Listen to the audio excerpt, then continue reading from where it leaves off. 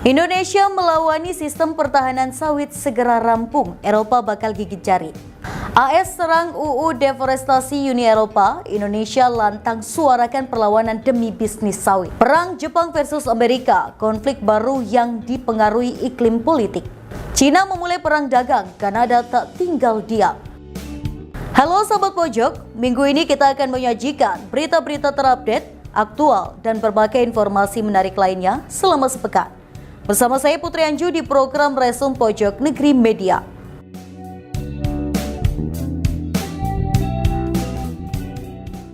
Pemerintahan Republik Indonesia membentuk sistem pertahanan sawit dan segera rampung sebelum peraturan anti deforestasi Uni Eropa berlaku pada 2025. Sistem itu mencakup aspek penelusuran mengenai hasil perkebunan sawit di Indonesia. Dengan demikian, hasil sawit di Indonesia bisa masuk Uni Eropa karena dijamin tidak berkaitan dengan penggundulan hutan. Berikut informasi selengkapnya.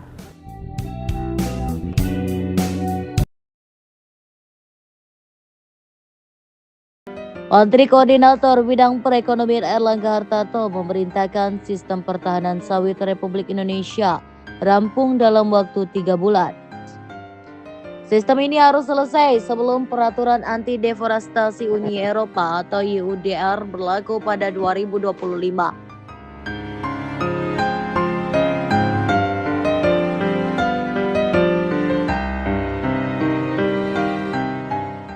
Erlangga mengatakan sistem itu mencakup aspek penelusuran mengenai hasil perkebunan sawit di Indonesia.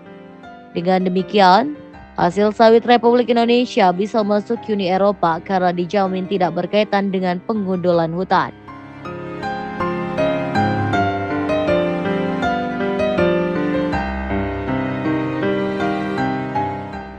Menurut Erlangga, sistem ini akan melibatkan lintas kementerian dan badan. Di antaranya Kementerian Pertanian, Badan Informasi Geospasial, Kementerian Agraria dan Tata Ruang, Kementerian Lingkungan Hidup dan Kehutanan serta Badan Pengelola Dana Perkebunan Kelapa Sawit juga turut membantu. Dia bilang Badan Informasi Geospasial, Kementerian ATR, serta KLHK akan menyiapkan data mengenai sawit. Kementerian Pertanian dan BPD PKS akan menyiapkan aturannya. Dia berharap aturan dan sistem tersebut akan selesai pada 2024. Dengan demikian, pemerintah bisa langsung mengumumkan bahwa sawit Indonesia bebas dari deforestasi. Di samping itu, Erlangga Hartarto mengatakan pemerintah berencana meningkatkan dana untuk program peremajaan sawit rakyat atau PSR atau replanting 2 kali lipat. Dia mengatakan, rencananya pemerintah akan meningkatkan dana PSR dari 30 juta rupiah menjadi 60 juta rupiah per hektar.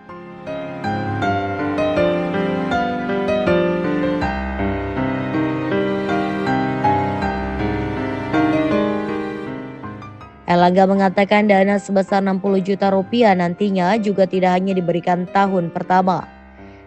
Dia mengatakan kemungkinan dana PSR akan diberikan hingga tahun ketiga. Dia berharap uang itu bisa dipakai untuk biaya hidup para pemilik kebun. Erlangga mengakui program peremajaan tanaman sawit rakyat saat ini masih mendek. Dia bilang rata-rata capaian peremajaan hanya 50.000 hektar per tahun. Padahal Presiden Joko Widodo memasang target hingga 180.000 hektar per tahun. Selama ini, dana untuk program PSR disalurkan melalui Badan Pengelola Dana Perkebunan Kelapa Sawit atau BPD PKS. Dana yang disalurkan hingga saat ini mencapai 9,25 triliun rupiah dengan luas lahan mencapai 331.000 hektar. Program peremajaan sawit rakyat adalah upaya pemerintah meningkatkan produktivitas dan kualitas produk kelapa sawit Indonesia, khususnya produk yang dihasilkan oleh pekebun sawit rakyat. Program yang diluncurkan oleh Presiden Jokowi pada 2015 ini juga ditujukan untuk memperbaiki tata kelola perkebunan kelapa sawit di Indonesia. Laporan di lapangan selama ini petani mengeluhkan anggaran peremajaan 30 juta rupiah per hektar sangat minim. Hal ini karena anggaran bantuan yang minim membuat petani tidak bisa melanjutkan perawatan sampai ke TM atau tanaman penghasilkan. Bahkan ada usulan untuk lebih efektif, program bantuan peremajaan dibarengi dengan bantuan sarana dan prasarana atau Sarpras. sekarang yang dibahas adalah critical mineral. Nah, kalau di Eropa itu concern-nya terkait dengan deforestasi. Nah, tentu turunan dari deforestasi produk Indonesia cukup banyak, apakah itu kelapa sawit, apakah itu kopi, karet, kakao, furniture. Nah, tentu kita lihat di masing-masing belahan dunia atau trading partner kita, mereka punya perhatian yang tersendiri.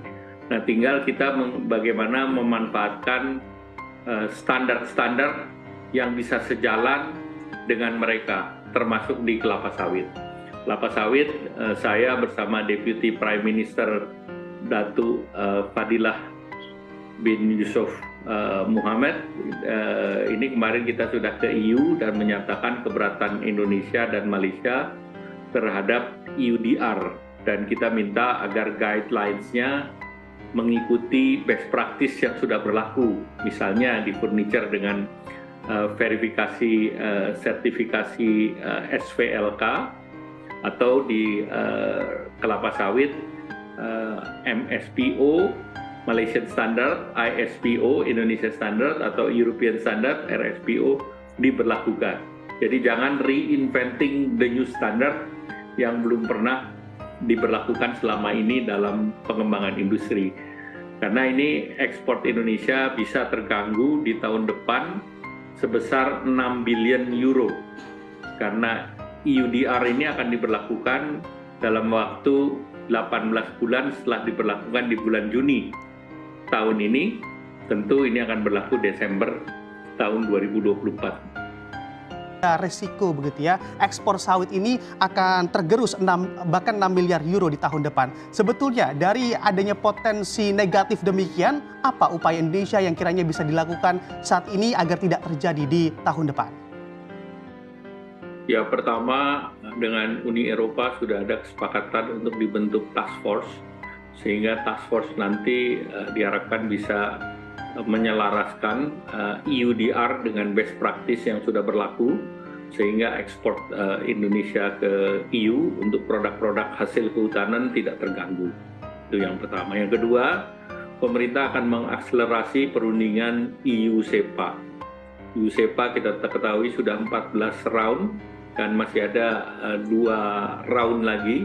Dan sesuai dengan pidato Bapak Presiden di EU di bulan Desember yang lalu, bahwa Bapak Presiden menargetkan ini selesai di akhir tahun ini.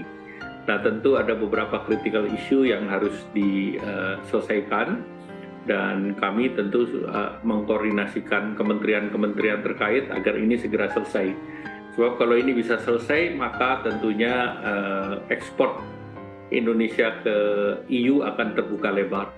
Nah, ekspor Vietnam sekarang lebih dari 2 kali lebih tinggi daripada Indonesia di sektor misalnya tekstil. Nah, tentu ini kita harus dorong supaya kita bisa berada par level dengan negara-negara ASEAN yang lain. Oke, baik. Pak Erlangga, banyak juga begitu ya beredar narasi terkait yang mana juga mengapa isu deforestasi ini juga kerap kali diluncurkan begitu oleh Uni Eropa ini, karena memang banyak yang mengarahkan pada perlindungan produk di sana, seperti adanya minyak jagung, lalu juga ada olive oil yang sebetulnya tidak kalah baik begitu dari CPO kita. Apakah dari kacamata seorang Menko Perekonomian RI juga ada arah ke sana sebetulnya, mengapa isu deforestasi ini juga begitu kencang di Uni Eropa? Ya, tentunya kalau kita lihat dalam vegetable oil yang sangat mempunyai daya saing adalah kelapa sawit.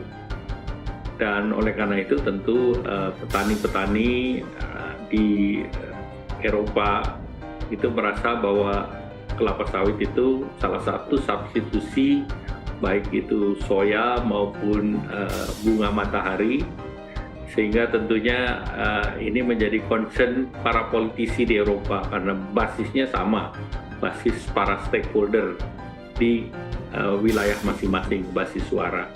Tetapi kita mengatakan bagi Indonesia juga ini adalah 15 juta petani. Kalau kita tambahkan di sektor kopi, kakao, dan yang lain, totalnya bisa dengan 17 juta. Kalau Eropa ini sepakat bahwa kita harus dorongkan smallholder dan inklusif, maka ini harus dibuka. Karena kalau ini tidak dibuka, berarti mereka membasiskan pada korporasi besar yang terintegrasi.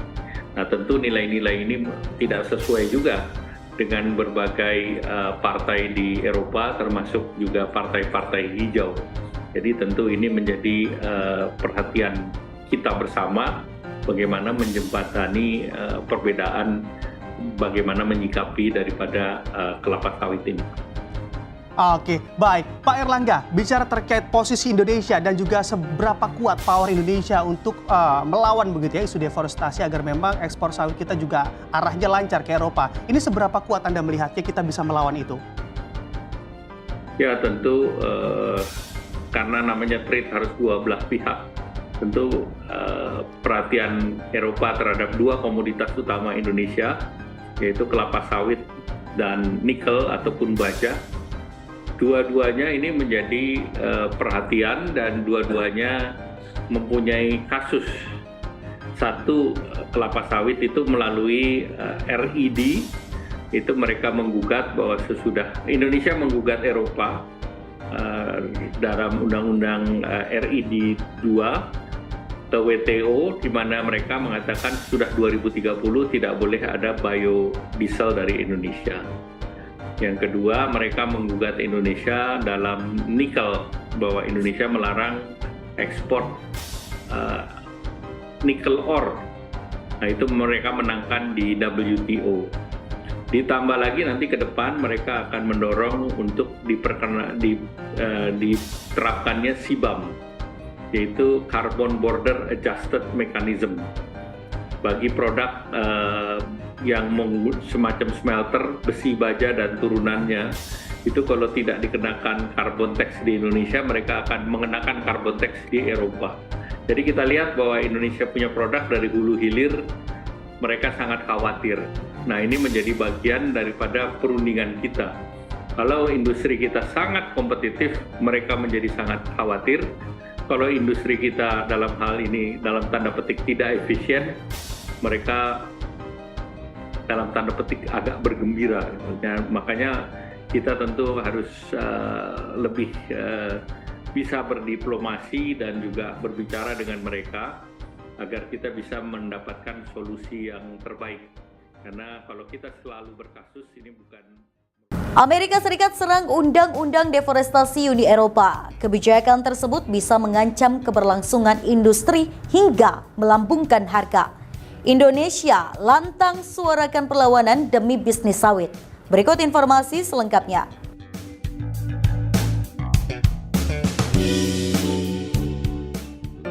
UE Deforestation and Free Regulation atau UDR yang merugikan Indonesia kini mulai disorot Amerika Serikat, AS dan sejumlah pihak di Eropa. Kebijakan tersebut bisa mengancam keberlangsungan industri hingga melambungkan harga.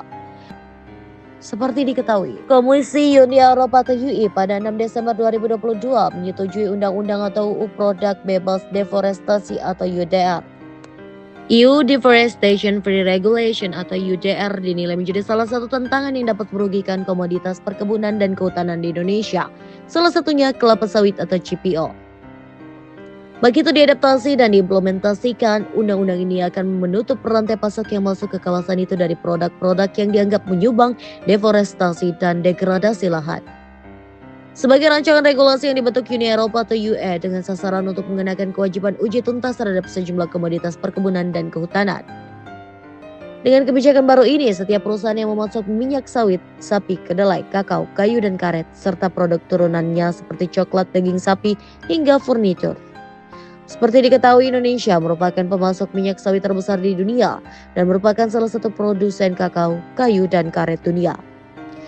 UE Deforestation Free Regulation atau UEDR juga dinilai dapat mengecilkan berbagai upaya dan komitmen Indonesia dalam menyelesaikan permasalahan yang menyangkut isu perubahan iklim hingga perlindungan biodiversity sesuai dengan kesepakatan, perjanjian, dan konvensi multilateral. Uni Eropa juga menyerang Indonesia dengan produk andalannya yakni biodiesel turunan dari crude palm oil alias CPO. Melansir kabar dari Reuters, Uni Eropa kini telah melakukan penyelidikan apakah biodiesel Indonesia menghindari bea UE melalui China dan Inggris. Penyelidikan tersebut mengikuti permintaan awal dari Dewan Biodiesel Eropa, sebuah asosiasi produsen Eropa. Bagaimana tidak? Menjadi persoalan Uni Eropa ini merupakan tujuan terbesar ketiga Indonesia untuk produk minyak sawit. Ini pun menjadi pasar penting untuk biodiesel Indonesia yang dibuat dari minyak sawit. Menilik data Badan Pusat Statistik atau BPS melaporkan, volume ekspor biodiesel Indonesia mencapai 180,75 ribu ton dengan nilai total 191,99 juta US dollar. Indonesia bersama dengan Malaysia dan Uni Eropa juga telah sepakat untuk membentuk gugus tugas ADH atau ADH Joint Task Force on UEDR guna mengatasi berbagai hal terkait dengan pelaksanaan UEDR yang dihadapi Indonesia dan Malaysia. Gugus tugas tersebut juga dibentuk untuk mengidentifikasi solusi dan penyelesaian yang terbaik terkait implementasi UEDR.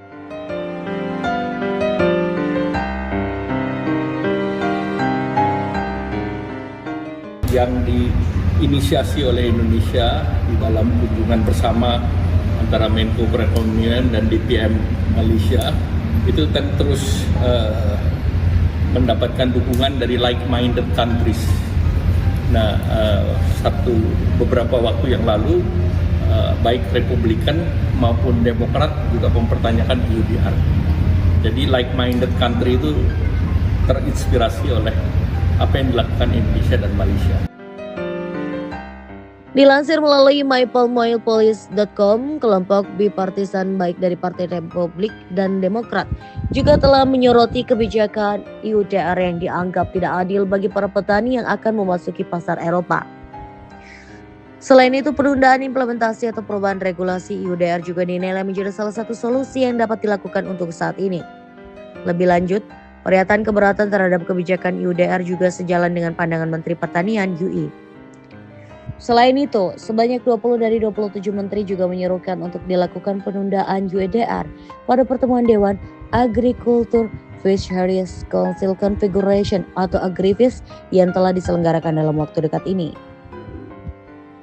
Kebijakan UEDR yang juga telah mendapat sorotan dari New York Times dan Financial Times juga dinilai akan memberikan dampak berupa potensi masalah pada rantai pasokan yang berkelanjutan, harga, dan pilihan konsumen hingga dampak bagi petani dan negara pengekspor. Asosiasi Pertanian yang terkemuka di Uni Eropa, Copa-Cogeca, juga telah menyampaikan saran penundaan implementasi kebijakan UEDR karena tidak memungkinkan untuk dilaksanakan karena waktu penyiapan kerangka kerja yang lebih memadai tidak dapat diselesaikan hingga batas waktu implementasi kebijakan UEDR tersebut. Gelombang kekhawatiran juga diutarakan oleh berbagai negara-negara seperti India dan Brasil, serta sejumlah negara lainnya yang menyampaikan perhatian yang sangat serius mengenai tuntutan dari implementasi kebijakan UEDR tersebut. Lantas, mengapa sawit Indonesia dihubungkan dengan isu deforestasi? Deforestasi merupakan istilah terkenal jika membahas tentang hutan. Secara sederhana, deforestasi juga didefinisikan sebagai perubahan tutupan suatu wilayah dari berhutan menjadi tidak berhutan. Dari suatu wilayah yang sebelumnya memiliki bertajuk berupa hutan atau vegetasi pohon dengan kerapatan tertentu, menjadi bukan hutan atau bukan vegetasi pohon atau bahkan tidak bervegetasi. Definisi tersebut diperkuat dengan Peraturan Menteri Kehutanan Republik Indonesia Nomor 30 Tahun 2009 tentang tata cara pengurangan emisi dari deforestasi dan degradasi hutan atau RIDD yang menyatakan secara tegas bahwa deforestasi adalah perubahan secara permanen areal hutan menjadi tidak berhutan yang disebabkan oleh kegiatan manusia. Eratnya kaitan sawit dengan isu deforestasi didukung dengan banyaknya penelitian hubungan antara ekspansi perkebunan sawit dan dampaknya terhadap deforestasi. Penelitian terkait deforestasi dari perkebunan skala besar di Indonesia telah banyak dilakukan. Yu et al. 2008, Koch dan Wilkoff 2008, Koch et al. 2011, Kelos et al. 2012, Maintenance et al. 2012, Obczynski et al. 2012, Gunarso et al. 2013, Lee et al. 2014, Tarigan et al. 2015, Wick et al. 2011 melaporkan bahwa dari 9,7 juta deforestasi yang terjadi selama kurun waktu 1997 hingga 2003, sebesar 27% atau 2,6 juta hektar telah diubah menjadi kelapa sawit. Tetapi besaran persentase ini diduga cenderung lebih rendah karena terdapat tutupan lahan lainnya yang telah dikonversi menjadi kelapa sawit seperti lahan terdegradasi dan perkebunan. Perluasan lahan perkebunan kelapa sawit pada akhirnya akan mengkonversi kawasan hutan khususnya pada lahan gambut sehingga akan menyebabkan degradasi lahan atau kerusakan lahan di mana lahan mengalami penurunan produktivitas. Pembakaran lahan pada saat deforestasi juga akan menyebabkan peningkatan emisi karbon yang berakibat meningkatnya intensitas efek gas rumah kaca pada atmosfer. Hal ini membuat panas matahari terperangkap di bumi sehingga kondisi mengalami pemanasan secara global. Jika hal ini terjadi secara terus-menerus akan menyebabkan climate change. Gabungan Pengusaha Kelapa Sawit Indonesia atau GAPKI menuduh perkebunan kelapa sawit penyebab deforestasi itu hanya ilusi. Mengutip dari catatan yang ditulis GAPKI pada websitenya, tuduhan deforestasi yang digaungkan Eropa kepada sawit Indonesia tidak tepat. Terlebih pemahaman definisi hutan yang Eropa pahami berbeda dengan yang ada di Indonesia. Di Indonesia sendiri, menurut GAPKI didefinisikan sebagai suatu hamparan lahan yang didominasi perpohonan dan juga kawasan yang secara administrasi ditetapkan sebagai hutan. Sedangkan FAO yang diadopsi Eropa menyatakan hutan sebagai lahan dengan luas minimal 0,5 hektar dengan ketinggian minimal 5 meter dan membentuk kanopi lebih dari 10%. Oleh sebab itu, jika merujuk definisi hutan Eropa di mana tutupan lahan 10% masuk definisi hutan, di Indonesia tidak ada lahan yang tidak tertutup. Meski sudah berstatus APL, jika memenuhi kriteria definisi hutan FAO, ketika namanya diganti sawit, Indonesia tetap dianggap deforestasi. Dari hasil penelitian yang dilakukan GAPKI ditemukan bahwa perubahan tutupan antara Indonesia dengan Malaysia ini tidak jauh berbeda. Malaysia karena telah memiliki kebun karet yang luas kemudian mengkonversikannya ke sawit yang tidak jauh berbeda dengan Indonesia yang juga melakukan konversi lahan yang sama. Selanjutnya pada studi lain yang dilakukan Eric Major dalam sebuah jurnal yang berjudul Oil Palm and Biodiversity juga menemukan fakta serupa. Hilangnya hutan hujan tropis bukan sepenuhnya akibat pengembangan industri kelapa sawit. Jurnal tersebut memperlihatkan antara tahun 1972 hingga 2015, hanya setengah dari perkebunan kelapa sawit dibuka di hutan, sedangkan setengah lagi menggantikan lahan pertanian, padang rumput, semak belukar, dan penggunaan lahan lainnya. Uni Eropa tidak melihat bahwa Indonesia telah melakukan moratoris perluasan lahan sawit yang mendorong efisiensi lahan sawit yang ada untuk meningkatkan produktivitas. Moratorium ini telah dilaksanakan sejak tahun 2011 dan terus diperpanjang hingga terakhir tertuang pada Inpres nomor 8 tahun 2018 tentang penundaan dan evaluasi perizinan serta peningkatan produktivitas perkebunan sawit yang ditekan Jokowi pada 19 September 2018. Meski demikian, perkebunan sawit tetap saja memunculkan dampak negatif. Untuk mengurangi dampak negatif industri kelapa sawit terhadap lingkungan, terdapat beberapa upaya yang dapat dilakukan sebagai mitigasi atau mengurangi emisi karbon. Di antaranya adalah melakukan evaluasi kesesuaian lahan, yaitu dengan mengidentifikasi karakteristik lahan gembut sebelum melakukan deforestasi untuk pembukaan lahan perkebunan. Selain itu juga dapat mengaplikasikan teknik zero burning, yaitu teknik pembukaan lahan tanpa melakukan pembakaran pada lahan. Tentunya untuk mengurangi dampak negatif yang ditimbulkan juga diperlukan dukungan kebijakan pemerintah. Salah satunya yaitu telah dikeluarkannya Permentan nomor 11 tahun 2015 tentang penerapan ISPO atau Indonesian Sustainable Palm Oil atau ISPO. Penerapan ISPO dimaksudkan untuk menjamin keberlanjutan perkebunan kelapa sawit melalui penerapan 7 prinsip dan kriteria. Pengelolaan lahan gambut dalam ISPO didukung dengan peraturan Permentan nomor 14 tahun 2009 dan Inpres nomor 10 tahun 2011. Ancaman perang baru bisa terjadi antara Amerika Serikat dan Jepang. Konflik baru yang dipengaruhi iklim politik, di mana akuisisi perusahaan baja Jepang Nippon Steel ke perusahaan Amerika Serikat US Steel coba dijegal oleh pemerintahan Presiden Joe Biden. Berikut informasi selengkapnya.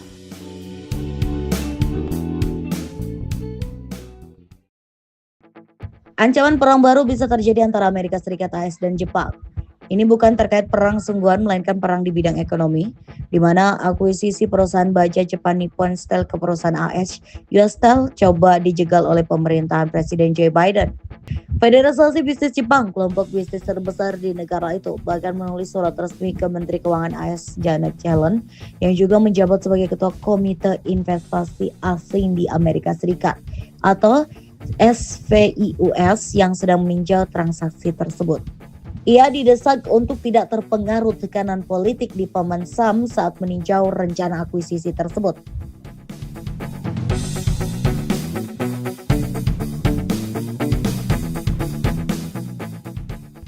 US Steel sendiri kini mengalami masalah keuangan dan kemungkinan bisa melakukan penutupan kantor pusat dan pabrik di Pennsylvania jika kesepakatan diblokir.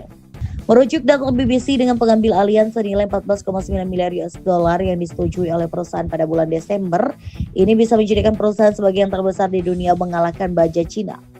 Namun Biden memberikan peringatan sejak pekan lalu, menyebut kesepakatan akuisisi bisa menimbulkan resiko keamanan nasional dengan merugikan industri baja Amerika.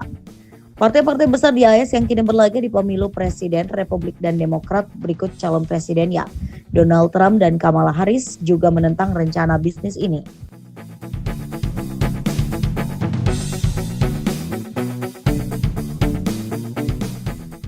Mengutip peneliti tamu di Peterson Institute for International Economics dan mantan pengacara perdagangan yang telah bekerja dengan berbagai perusahaan, termasuk US Steel, Alan Wolf, intervensi politik memang biasa terjadi di dalam industri baja. Lebih dari 20 tahun yang lalu misalnya, perlindungan untuk baja AS juga dilakukan Presiden George W. Bush yang dikenal sebagai seorang pedagang bebas. Trump kala berkuasa sebelum Biden juga mendeklarasikan perang dagang dengan mematok tarif tinggi ke asing untuk melindungi para pembuat baja AS. Biden memang mengubah aturan perlindungan tersebut tetapi masih mempertahankan beberapa penjagaan. Ini pun ujar Wolf membuat ketegangan kerap terjadi dengan para sekutu. Namun belum diketahui sikap Jepang dengan pemberitaan ini.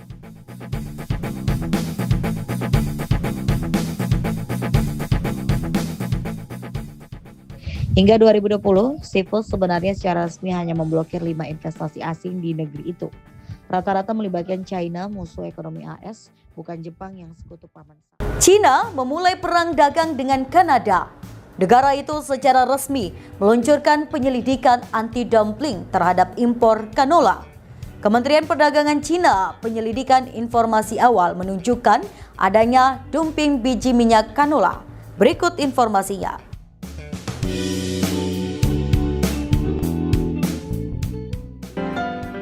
China memulai perang dagang dengan Kanada. Negara itu secara resmi meluncurkan penyelidikan anti-dumping terhadap impor canola Selasa 10 September 2024. Kementerian Perdagangan China mengatakan penyelidikan tersebut akan memeriksa impor dari 1 Januari hingga 31 Desember 2023. Beijing menambahkan bahwa bukti dan informasi awal menunjukkan adanya dumping biji minyak canola.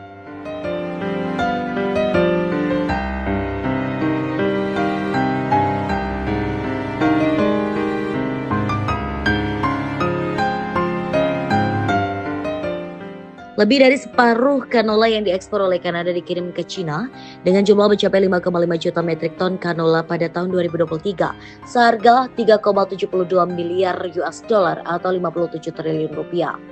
Impor canola dari Kanada mencapai 94% dari total seluruh impor biji-bijian China.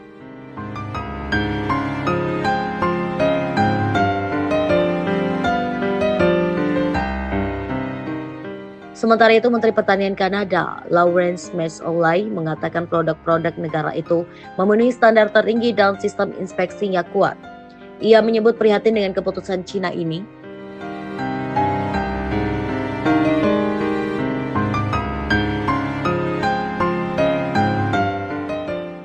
Sebelumnya, serangan ke canola Kanada dilakukan pasca Ottawa mendeklarasikan tarif 100% atas impor kendaraan listrik dan tarif 25% atas impor baja serta aluminium Beijing. Rencananya ini akan diberlakukan 1 Oktober dan 15 Oktober mendatang.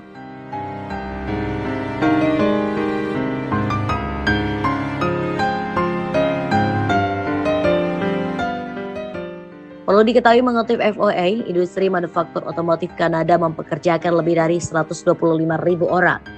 Kanada telah menginvestasikan miliaran dolar untuk mendukung transisi ke kendaraan listrik dan memperkuat rantai pasokan baterai domestik. Pada konferensi pers di Halifax di pantai Atlantik Kanada, Trudeau sempat menyatakan bahwa kelebihan produksi kendaraan listrik Cina dan subsidi besar-besaran dari pemerintah untuk sektor otomotifnya mengharuskan kita untuk bertindak.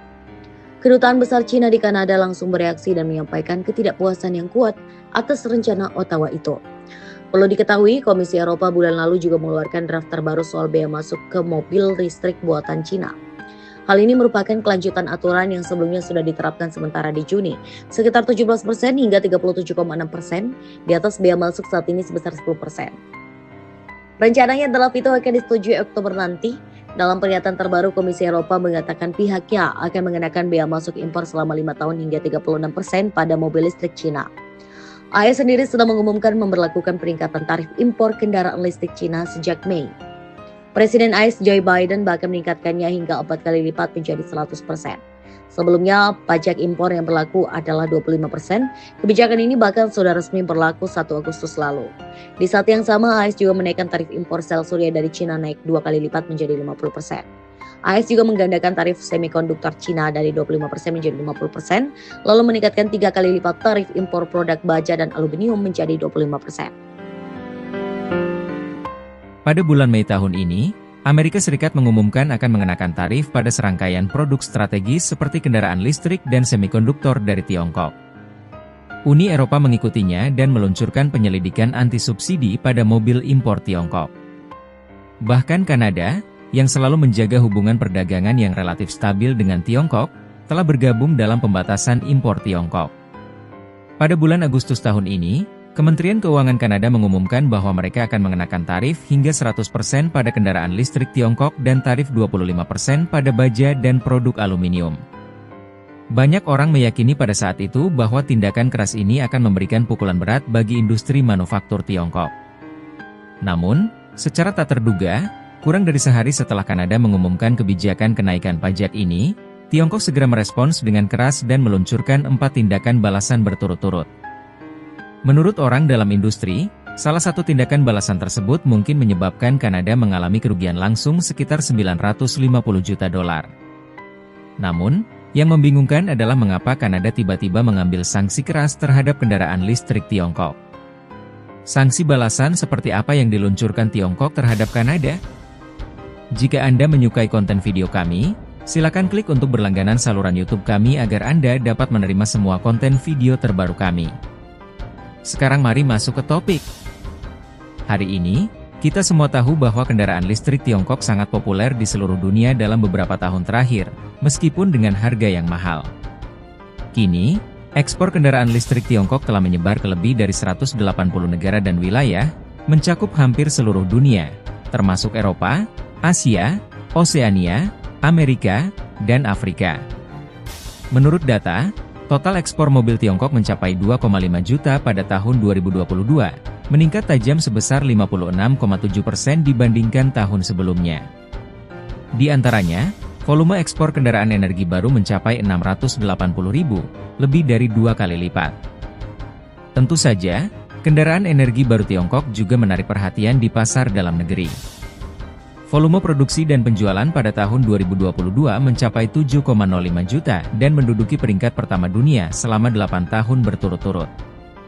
Pada tahun 2023, momentum ini tidak melemah.